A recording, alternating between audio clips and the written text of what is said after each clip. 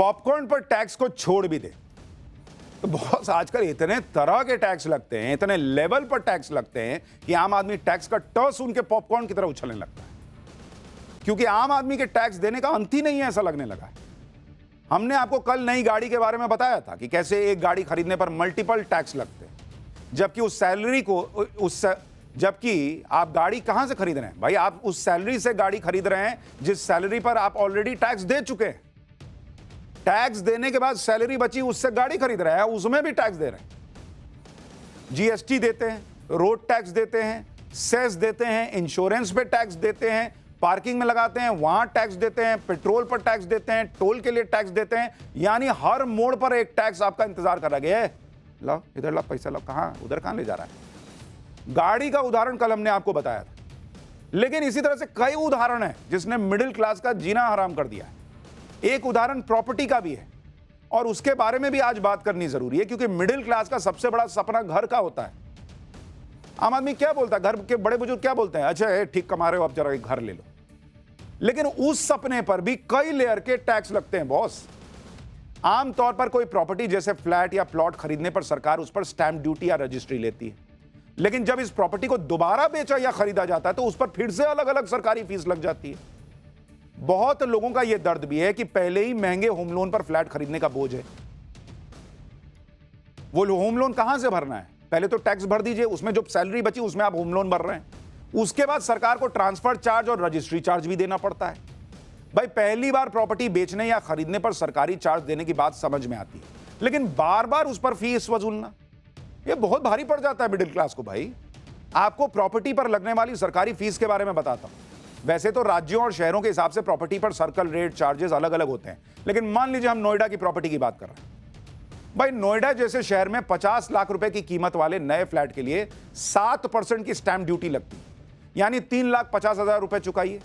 इसके अलावा registration charge 1%, तो इसके हिसाब से 50,000 रुपया बना, वो दीजिए। उसके हिसाब से 50 लाख रुपए का फ्लैट जो है वो बढ़ के 54 लाख रुपए का हो जाता है। अब जिसके लिए 50 लाख ही भरना मुश्किल है, उसके लिए 4 लाख और बढ़ गया तो दिक्कत ना है भाई। अगर आप इस फ्लैट को बनते समय या प्री बुकिंग में लेते हैं तो सरकार इस पर 5% जीएसटी भी लेती है। इस हिसाब से 2,50,000 रुपए और बढ़ गए। इस तरह कुल कीमत 56,50,000 रुपए पहुंच जाती है। अगर फ्लैट की खरीदार कोई महिला है तो आपको मात्र 10,000 रुपए की छूट मिल जाएगी। अब यह भी समझिए कि 50 लाख रुपए की कीमत वाले इस फ्लैट को दोबारा बेचा जाता है तो इस पर सरकार को कितनी फीस देनी पड़ती है। मान लीजिए अगर 50 लाख रुपए की कीमत वाले फ्लैट को बेचा जाता है तो क्या स्थिति बनती है, जरा इसको देखिए आप। मान लीजिए आपने जो फ्लैट की कीमत है, फ्लैट की कीमत वो बैठी 50 लाख। अब आप देखिए बार बार जो टैक्स देना पड़ता है ना, एक बार आपने शुरू में लिया रजिस्ट्री के लिए समझ में आता है, और इसमें मान लीजिए साइज फ्लैट का जो है वो हमने पकड़ लिया कि मान लीजिए 93 वर्ग मीटर है, जिसको आप हजार वर्ग फीट कह सकते हैं। सर्कल रेट अमूमन 40,000 से 1 लाख रुपए का है। मान लीजिए हमने एवरेज सर्कल रेट पर पकड़ा कि भाई एवरेज सर्कल रेट कितना है, तो हमने 50,000 रुपए का 50K का पकड़ लिया एवरेज सर्कल रेट। अब बॉस आपने पहले जब एक आदमी ने खरीदा उसने रजिस्ट्री कराई, अब वो बेच रहा है फ्लैट को, उस पर ट्रांसफर चार्ज लग रहा है। मतलब आप हिसाब देखिए कि अब इस पर ट्रांसफर चार्ज लगेगा। ट्रांसफर चार्ज कितना लगेगा बॉस?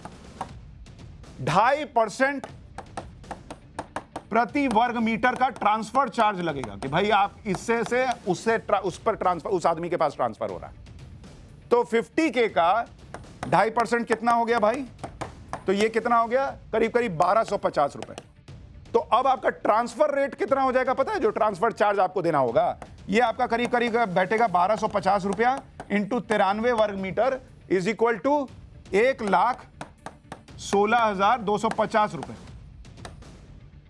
किस बात का बॉस?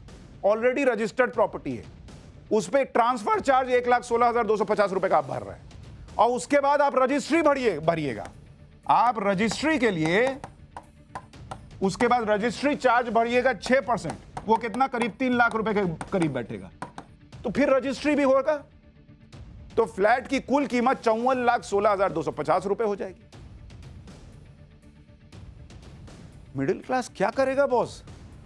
ये ट्रांसफर चार्ज जैसी चीज क्या है? अगर इस फ्लैट के साथ पार्किंग स्पेस भी खरीदा जाता है तो उस पर भी फीस चुकानी पड़ती है। यानी पहली बार प्रॉपर्टी खरीदने पर सरकार को फीस चुकाओ, दूसरी बार भी खरीदने पर भी फीस चुकाओ, जितनी बार प्रॉपर्टी बिकेगी खरीदी जाएगी उतनी बार ट्रांसफर चार्ज लगेगा।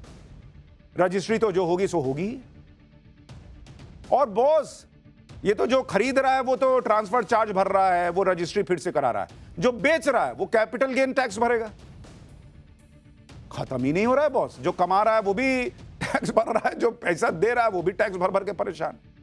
मल्टीपल टैक्स सिर्फ फ्लैट प्लॉट में ही नहीं लग रहा, बल्कि एजुकेशन सेक्टर में भी मल्टीपल टैक्स से मिडिल क्लास जूझ रहा है। मिडिल क्लास आदमी अपनी सैलरी पर ऑलरेडी टैक्स दे चुका होता है, उसके बाद जो पैसा बचा उसमें कॉलेज में, अच्छे कॉलेज में बच्चों के एडमिशन के लिए बोलता है कि जाओ अच्छे से पढ़ो, तुम भी अच्छे से कमाओ, तुम भी अच्छे से टैक्स देना। देश के बड़े और प्रतिष्ठित बिजनेस कॉलेज में से एक इंडियन स्कूल ऑफ बिजनेस में post graduate programme in management for senior executives की फीस का ब्रेकअप आप देखिए बॉस, कितना टैक्स देना पड़ता है उसके बाद भी। पीजीपी मैक्स प्रोग्राम की एडमिशन फीस है 3 लाख रुपए, इस पर 18% जीएसटी यानी 54,000 रुपए लग जाता है। इसी तरह से एडमिशन फीस हो गई 3,54,000 रुपए। फिर ट्यूशन फीस है 38,78,000 रुपए, इस पर 18% जीएसटी यानी 6,98,040 रुपए। इस तरह ट्यूशन फीस हो गई 45,76,040 रुपए, यानी एडमिशन फीस और ट्यूशन फीस पर 7,52,040 रुपए का जीएसटी भर देते हैं आप। मिडिल क्लास को उम्मीद थी कि हेल्थ इंश्योरेंस पर टैक्स घटाया जाएगा या हटाया जाएगा, जिसकी डिमांड बहुत समय से हो रही है, लेकिन हेल्थ और लाइफ इंश्योरेंस पर टैक्स के मुद्दे पर कुछ नहीं हुआ। आप देखिए कि हेल्थ इंश्योरेंस पर कितना टैक्स लग रहा है। अभी के नियमों के मुताबिक अगर आप देखिएगा 5 लाख रुपए से ऊपर के कवरेज वाले हेल्थ इंश्योरेंस पर 18% जीएसटी लगती है। मान लीजिए आपने परिवार के 4 लोगों का इंश्योरेंस कराया, 4 लोगों के इंश्योरेंस का 3 साल का प्रीमियम 40,000 रुपए। इस 40,000 रुपए पर 18% की दर से जीएसटी लगेगी, यानी इस पर 7,200 रुपए का जीएसटी बन गया। 3 साल का कुल प्रीमियम 47,200 रुपए हो गया। हेल्थ इंश्योरेंस तो आज के जमाने में जरूरत बन गई, ये कोई लग्जरी नहीं है। हेल्थ इंश्योरेंस आदमी मुसीबत के वक्त के लिए लेता है, लेकिन इस पर भी जब 18% का टैक्स लग जाता है तो आदमी के दिमाग में डाउट आ जाता है कि पता नहीं यूज होगा नहीं होगा, उस पर इतना टैक्स भर रहे हैं, क्या जरूरत है, ये वो मामला गड़बड़ा जाता है। लेकिन आप देखिए कि इतनी महत्वपूर्ण चीज पर कोई फैसला नहीं हो पा रहा है। वित्त मंत्री ने क्या वजह बताई है वो भी सुनिएगा।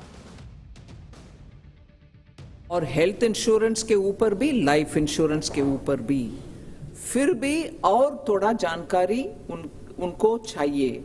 जैसे कि मैंने मेरे ओपनिंग स्टेटमेंट में बताया, इंश्योरेंस रेगुलेटर से भी उनको रेगुलेटर का गाइडेंस मिलना है, वो भी मिलने के बाद फिर फाइनलाइज करेंगे जीओएम, फिर आएगा काउंसिल में। टैक्स के बोझ से मिडिल क्लास की कमर ऐसे समय में टूट रही है जब देश की इकोनॉमी तेजी से आगे बढ़ रही है। टैक्स कलेक्शन रॉकेट बना हुआ है, फिर भी टैक्स में राहत नहीं मिल रही। आप देखिए कि टैक्स कलेक्शन से सरकार को कितना तगड़ा फायदा हो रहा है। साल 2023-24 में कुल जीएसटी कलेक्शन 20,18,000 करोड़ रुपए का हुआ, जो पिछले वित्त वर्ष से 11.7% ज्यादा है। प्रति महीने औसत जीएसटी कलेक्शन 1,68,000 करोड़ के पार रहा, जबकि पिछले वित्त वर्ष में प्रति महीने औसत जीएसटी कलेक्शन 1.5 लाख करोड़ का था। जीएसटी कलेक्शन की सालाना औसत ग्रोथ 10% से ज्यादा है। जब सरकार को इतनी तगड़ी इनकम हो रही है, जीएसटी कलेक्शन रिकॉर्ड तोड़ हो रहा है, उसके बाद भी अगर टैक्स बढ़ रहा है तो उसकी वजह कई ऐसी योजनाएं जिस पर प्रश्न है कि क्या इसकी जरूरत है आज की डेट में। इनमें से एक है मुफ्त राशन जैसी योजना। केंद्र सरकार ने संसद में प्रधानमंत्री गरीब कल्याण अन्न योजना में खर्च हुई रकम की जानकारी दी। इसके मुताबिक अप्रैल 2020 से दिसंबर 2022 तक मुफ्त राशन बांटने में 3,91,000 करोड़ रुपए सालाना खर्च हुआ, यानी प्रति महीने 14,000 करोड़ रुपए का खर्च। इस हिसाब से अप्रैल 2020 से दिसंबर 2024 तक कुल खर्च लगभग 7,28,000 करोड़ रुपए हो गया। 1 जनवरी 2024 से मुफ्त राशन योजना अगले 5 साल के लिए बढ़ा दी गई है, जिस पर कुल 11,80,000 करोड़ रुपए खर्च होंगे। तो मिडिल क्लास कह रहा है बॉस हम तो नहीं लेते ये राशन, और जो लोग राशन ले रहे हैं आप ग्राउंड पे जाइए, लोग कहते हैं कई लोग तो वो उनको राशन इतना ज्यादा हो रहा है कि उनमें से कई लोग बेच देते हैं। कई लोग कह रहे हैं लेबर की दिक्कत हो गई है क्योंकि लोग काम नहीं करना चाह रहे, इतना राशन उनके घर पर हो गया। और कोविड के समय ये योजना शुरू हुई, समझ में आता। आज की डेट में क्यों चल रही है, इतना पैसा क्यों खर्च हो रहा है? मुफ्त राशन योजना कोविड के समय शुरू हुई थी, उस समय लोगों को इस योजना की जरूरत थी, लेकिन अब कोविड खत्म हो चुका, इकोनॉमी भी वापस से स्पीड में आ चुकी है, लेकिन मुफ्त अन्न योजना लगातार जारी है। वैसे मुफ्त राशन योजना पर सुप्रीम कोर्ट भी सवाल खड़े कर चुका है। अभी दिसंबर में ही एक मामले की सुनवाई के दौरान सुप्रीम कोर्ट ने सख्त टिप्पणी की थी। सुप्रीम कोर्ट ने कहा था कि सरकार कब तक मुफ्त राशन बांटेगी, रोजगार के अवसर क्यों नहीं बनाए जाते। 81 करोड़ लोग मुफ्त राशन ले रहे हैं, सिर्फ टैक्स देने वाले ही योजना से बाहर है। यह सुप्रीम कोर्ट कह चुका है कि भाई कब तक फ्री राशन दीजिएगा। लेकिन इसमें समस्या भी है, जैसे ही बंद कीजिएगा ऑपोजिशन चढ़ जाएगा, हंगामा करेगा कि अरे बॉस ये देखिए मुफ्त राशन गरीबों का बंद कर दिया। तो चले जा रहा है। और अगर सोचिए वो लाखों करोड़ रुपए बच जाए तो मिडिल क्लास को कितना फायदा हो सकता है। दिक्कत सिर्फ इस बात की नहीं है कि हर कदम पर टैक्स है, दिक्कत इस बात की भी नहीं है कि टैक्स भरा जा रहा है। मिडिल क्लास भर रहा है भाई, उसको देश के विकास में चीजें लग रही है, अच्छा लग रहा है, लेकिन टैक्स के बदले में जब कोई सुविधा वो नहीं ले रहा, सोशल सिक्योरिटी मिली, चाहे एजुकेशन में मिले, हेल्थ में, या फिर किसी मुसीबत में किसी की नौकरी चली जाए तो उसे मदद मिले ना भाई, कुछ और सुविधा ही दे दीजिए। अगर ये सब हो तो फिर टैक्स इतना किसी को नहीं चुभेगा। लेकिन ऐसा कुछ मिडिल क्लास के पास है ही नहीं। उसका बच्चा सरकारी स्कूल में पढ़ नहीं रहा, सरकारी अस्पताल में वो जाता नहीं इलाज के लिए, नौकरी आज की डेट में चली जाए तो घर चलाने वाला कोई नहीं है, और अलग अलग लेवल पर मल्टीपल टैक्स हैं। तो इसीलिए मिडिल क्लास परेशान होता जा रहा है कि बॉस क्या ही करे। मिडिल क्लास की हालत खराब है टैक्स भर भर कर। इंडिविजुअल से होने वाला tax collection all time high पर है, लेकिन दो सबसे बड़ा सवाल अभी भी बचे हुए हैं। 140 करोड़ के देश में 10 करोड़ के करीब लोग ही इनकम टैक्स क्यों फाइल कर रहे हैं। इसमें भी बड़ी संख्या ऐसे लोगों की है जो जीरो रिटर्न फाइल करते हैं। देश में कृषि से होने वाली आय पर कोई टैक्स क्यों नहीं लगता। दूसरा सवाल सुनते ही पहला रिएक्शन यही होगा, बॉस ये कैसी बात कर रहे हैं, देश का किसान टैक्स भरेगा। बिल्कुल नहीं भरना चाहिए किसान को टैक्स, लेकिन उन किसानों को नहीं भरना चाहिए जिनकी आय कम है। कृषि से होने वाली आय की कोई सीमा ही तय नहीं है जिस पर टैक्स की छूट है। ये क्यों भाई? कितने ही किसान तो ऐसे हैं जो सैलरीड क्लास से ज्यादा कमा रहे हैं लेकिन टैक्स नहीं भरते। पर यह तो सिर्फ समस्या का छोटा हिस्सा है। बड़ी समस्या तो इस बात की है कि कृषि से आय के नाम पर टैक्स से छूट ले कौन रहा है, और क्या इससे देश को बड़ा नुकसान हो रहा है। क्योंकि साल 2012 में central board of direct tax यानी सीबीडीटी कह चुकी है कि बिना किसी जांच के कृषि से जुड़ी आय के नाम पर टैक्स में छूट सिस्टम में ब्लैक मनी को कृषि से आय बताकर लाने का रास्ता है। इतना ही नहीं, 2014 में टैक्स एडमिनिस्ट्रेशन रिफॉर्म्स कमीशन की एक रिपोर्ट ने कहा था कि बिना वेरीफाई किए कृषि से जुड़ी आय के नाम पर टैक्स छूट देने से वित्तीय सिस्टम में बड़ी अनियमितता बनती है, जिसका उदाहरण है बड़ी बड़ी कंपनियों का कृषि से जुड़ी आय के नाम पर टैक्स में छूट ले लेना। यानी कृषि से जुड़ी आय के नाम पर किसानों से ज्यादा फायदा क्या दूसरे लोग उठा रहे हैं, ये एक बड़ा सवाल है। और यह सवाल और पुख्ता होता है 2019 की सीएजी की एक रिपोर्ट से, जिसमें कहा गया था कि इनकम टैक्स ने 22,195 केस की जांच की। सीएजी ने इनमें से 6,778 केस की स्टडी की। इन केसेस में 3,656 करोड़ रुपए की टैक्स छूट क्लेम की गई थी कृषि से जुड़ी आय बताकर। इनमें से 57% क्लेम कंपनियों के थे बॉस, और 37% व्यक्तिगत टैक्स पेयर्स के। 22.5% केस में बिना दस्तावेज जांचे ही टैक्स में छूट दे दी गई थी। करीब 10.5% केस में जमीन के दस्तावेज तक नहीं थे विभाग के पास। 19% केस तो ऐसे थे जहां कृषि से जुड़ी आय के सबूत ही नहीं थे, और 11% केस में डेटा एंट्री की गड़बड़ियां थी, और भी कई दूसरी कमियां मिली। सवाल यह है कि क्या कृषि से जुड़ी आय पर टैक्स छूट का फायदा जरूरतमंद किसानों को मिल भी रहा है?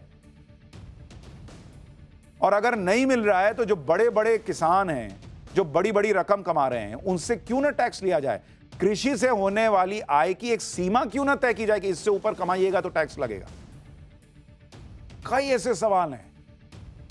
140 करोड़ के देश में 10 करोड़ लोग इनकम टैक्स भर रहे हैं बॉस, ये बड़ी समस्या है।